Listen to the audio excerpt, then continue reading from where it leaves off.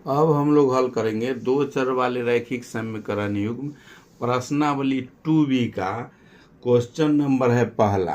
प्रश्नावली 2B का question है पहला। दो एक घातीय समीकरणों के लेखाचित्र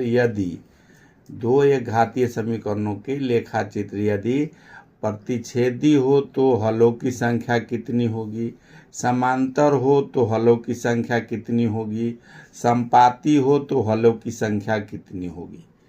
तो सबसे पहले हम लोग देखेंगे क्वेश्चन नंबर है पहला। प्रतिच्छेदी कौन कहता है? जैसे आलेख होता है, एक्स एक्सिस और वाई एक्सिस है। ये एक्स एक्सिस है, एक्स इधर प्लस में होता है और एक्स इधर माइनस में होगा। इसको एक्स डैश कहा जाता है। ये एक्स हुआ। ये वाई डैश है और यू वाई है। वाई डैश का मतलब इधर माइनस में है, वाई का जो भी मान होगा माइनस में होगा, और इधर एक्स का मान माइनस में होगा, 1 2 3, और ये सब माइनस में होगा। वाई का भी जो भी होगा वो माइनस में होगा, इधर जो भी होगा वो प्लस में होगा। 1 2 3 1 2 3। तो नीचे इधर जो है एक्स एक्सिस वाई एक्सिस का नीचे है, ये एक्स एक्सिस का है। इसमें देखना है कि प्रतिच्छेदी किसको कहा जाता है। तो जब दो समीकरण, जैसे ऐसा समीकरण बने कि दो समीकरण एक दूसरे का प्रतिच्छेद अगर करता है तो उसमें उसका युग्म की संख्या होता है 1, हलों की संख्या होगा 1, हल की संख्या हो जाएगा 1। जैसे हल की संख्या 1 होगा, इसको छेदक प्रतिच्छेदक करती है तो छेदक संख्या, इसका जो नाम है वो दिया हुआ केवल एक हल वाला जो होगा, इस टाइप के जो समीकरण a/d बराबर नहीं है b/e इसके, केवल एक हल होगा, उसको छेदक कहा जाता है। विरोधी भी होता है। तो इसमें ये जो प्रतिच्छेदक होगा उसमें केवल एक हल होगा।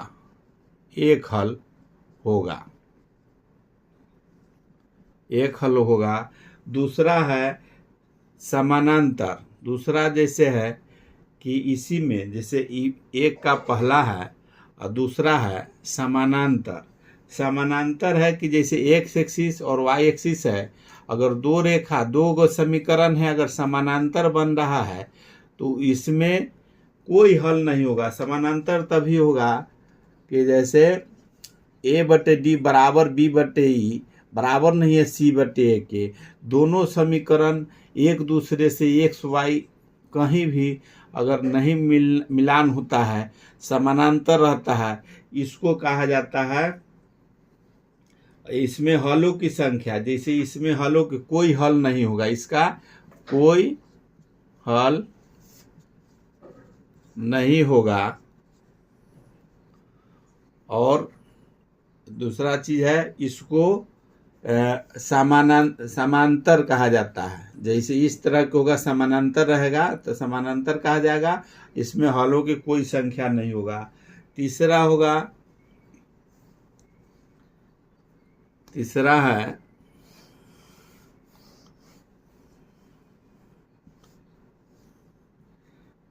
है दिया हुआ संपाती हो या हलों की संख्या कितनी है। संपाती, तो संपाती है जैसे एक्स एक्सिस वाई एक्सिस है। संपाती तब होगा जैसे दो गो समीकरण है, दोनों एक दूसरे पर चढ़ा हुआ है। दोनों का एक्स, अगर एक्स दो समीकरण है, दोनों का एक्स और वाई का मान दोनों अगर सेम है, संपाती है। जैसे बराबर वाला इस टाइप के जो भी आएगा, इसमें बराबर है, जैसे 1/2 3/6 या 5/10, इस सब का मान बराबर हो रहा है। तो इस तरह के अगर दो गो समीकरण है जिसमें दोनों समीकरण का मान अगर सेम हो, दोनों एक दूसरे पर अगर चढ़ा हुआ है, तो उसको संपाती कहा जाता है। और अनगिनत हल में संख्या में होगा अनगिनत। तो तीनों जो इसका है, एक का जो क्वेश्चन है तीनों का, इसमें यहाँ दिया हुआ है प्रतिच्छेदी है, उसमें हलों की संख्या, जैसे यहाँ भी दिया हुआ है एक दूसरे का प्रतिच्छेद अविरोधी युग्म है, केवल एक हल है तो बिंदु कोटि हो तो प्राप्त होता है, तो उसको प्रतिच्छेदी या छेदक कहा जाता है। प्रतिच्छेदक भी लिख सकते हैं इसको। क्वेश्चन नंबर 1 का पहला है, उसका हल की संख्या पूछ रहा है, तो हल हो जाएगा एक हो जाएगा। दूसरा का हल हो जाएगा समानांतर है, इसका अगर समानांतर होगा तो कोई हल नहीं होगा, शून्य हल हो जाएगा, शून्य मतलब कोई हल नहीं होगा और समानांतर वाला का। और तीसरा है संपाती, इसमें अनगिनत हल होगा, अनगिनत हल होगा। यही 1 नंबर का है। क्वेश्चन नंबर 2 में है, क्वेश्चन नंबर अब 2 हल हम लोग करेंगे।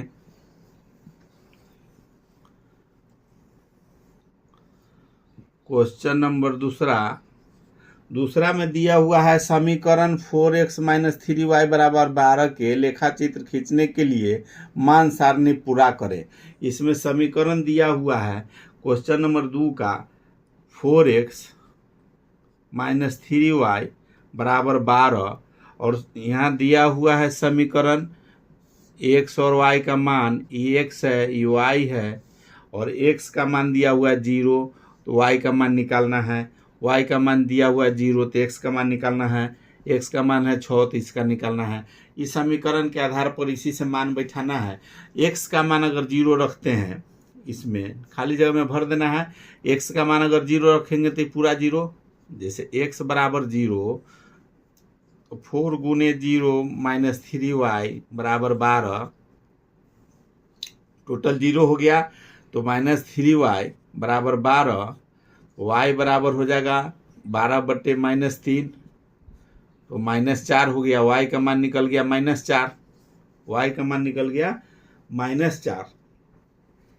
अब दूसरा, अगर इसमें x का मान रखते हैं, y का मान है 0, y का मान अगर 0 है, y बराबर अगर 0 है तो y बराबर 0 होगा तो ये पूरा 0 हो जाएगा, तो 4x - 0 = 12, तो x बराबर हो जाएगा 12/4 तो 3 हो जाएगा, x का मान 3 हो जाएगा, x बराबर 3 हो जाएगा। और इसी तरह अगर x का मान 6 रखते हैं, x बराबर अगर 6 रखते हैं, इसी में x का मान अगर 6 रखते हैं, x बराबर 6, 4 × 6, x का मान x बराबर अगर 6 रखे तो 4 × 6 - 3y = 12, -3y = 6 × 24, इधर जो है प्लस में है तो इधर जाएगा तो माइनस में हो जाएगा, 12 - 24 तो 3y बराबर, माइनस में 3y है तो -12 हुआ, माइनस माइनस दोनों कट गया तो y बराबर हो जाएगा 12/3, काट देंगे तो इसका हो जाएगा 12/3, y का मान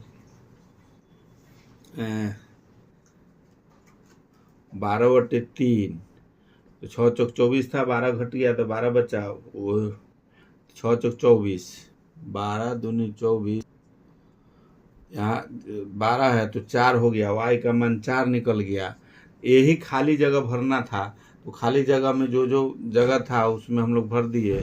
अब इसी तरह से इसका 2 का दूसरा, ये तो पहला था 2 का दूसरा का देखेंगे। 2 का दूसरा नंबर में है, क्वेश्चन है x + x + 1 = y, और यहाँ समीकरण दिया हुआ है, 2 खंड है दिया हुआ, पहले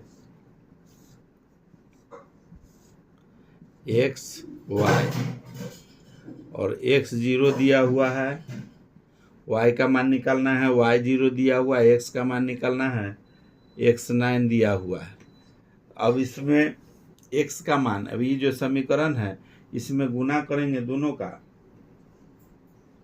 इसमें 3 है, यहाँ जो है समीकरण दूसरा का सेकेंड का ही 3 है, तो 3x प्लस 3 बराबर y है। तो 3x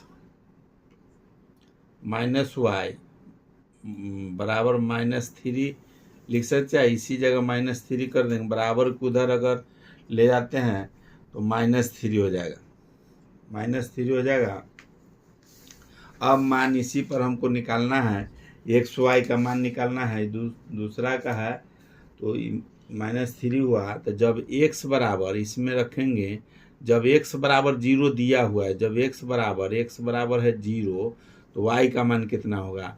तो इस सब में x के जगह पर अगर 0 रखते हैं तो 3 गुने 0 माइनस वाई बराबर -3, तो ये -y बराबर -3 हुआ, कट जाएगा तो y का मान निकल गया 3, y बराबर हो गया 3।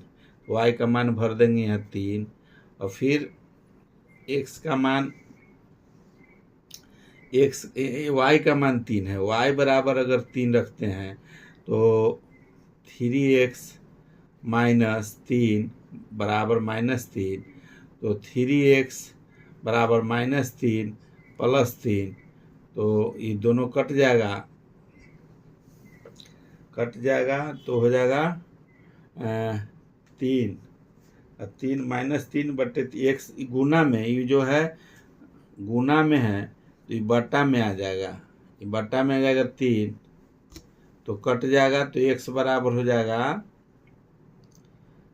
x बराबर -3/3, तो कट जाएगा तो 1 निकल जाएगा। y बराबर अगर 0, y बराबर अगर 3 निकल गया तो ये आ गया। अब y बराबर 0, y का मान 0 रखना था यहाँ, y बराबर अगर रखते हैं 0, y बराबर 0, तो 3x बराबर -3, x बराबर हो जाएगा -3/3, कट जाएगा तो -1, y बराबर 0, तो x का मान हो गया -1। अब इसका इसी तरह से अगर x बराबर y बराबर अगर 9 रखते हैं, y बराबर अगर 9 रखते हैं, y बराबर 9 रखेंगे तो समीकरण है उसके हिसाब से 3x माइनस y के जगह पर 9 बराबर -3, और 3x बराबर -3 प्लस 9, इधर प्लस हो जाएगा तो x बराबर हो जाएगा 9 में से तो 6/3 होगा, ये 2 से कट जाएगा तो x का मान निकल गया 2, y बराबर 9 तो x का मान 2। यही खाली जगह में जो समीकरण है उसमें इसको भरना था। ये दूसरा नंबर का क्वेश्चन है। तीसरा नंबर का देखते हैं, 3 नंबर क्वेश्चन है, उसको हम लोग देखेंगे। क्वेश्चन नंबर 3 में है, क्वेश्चन नंबर 3 में है कि 3x प्लस 7y बराबर 14 हो तो y को x के रूप में व्यक्त कीजिए। जांच कीजिए, बताए कि y को x के रूप में व्यक्त कीजिए और बताए कि बिंदु इतना इस समीकरण लेखाचित्र पर है कि नहीं। इस समीकरण को जांच करना है, 2 गो है। इस समीकरण यहाँ दिया हुआ है 3x, इसमें है क्वेश्चन 3 में 3x प्लस 7y बराबर 14 है, ये 14 है। अब इसमें हम लोग को ये जो मान दिया हुआ है, ये जो पॉइंट दिया हुआ है 3 - 2, हम लोग जानते हैं कि इस तरह के जो शुरू वाला होता है उसका x का मान होता है, बाद वाला होता है उसका y का मान होता है। इसमें हम लोग को मान एगो का मान रख के बैठा के देखना है, जांचना है जो दूसरा मान सही है कि नहीं, लेखाचित्र पर जो दिया हुआ है इस समीकरण के हिसाब से सही है कि नहीं। इसको अगर 3 हम लोग मान रहे हैं जो 3 है, इसका मान बैठा के भी देख सकते हैं।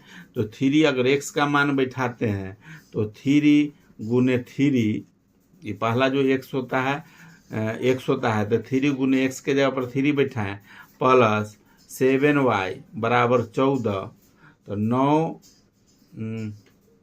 9 है, तो इधर 7y बराबर हो जाएगा 7y बराबर हो जाएगा 14, और ये 9 माइनस हो जाएगा, y बराबर हो जाएगा 9 14 में से 9 गया 5, 5/7।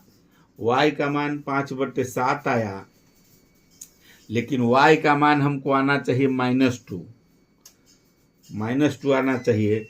प्रश्न के हिसाब से अगर x 3 है, इस समीकरण के हिसाब से x 3 है, तो y आना चाहिए -2, लेकिन y का मान यहाँ आ रहा है 5/7, जो ये गलत है। अतः लिख सकते हैं, अतः बिंदु 3-2 लेखा चित्र पर नहीं है।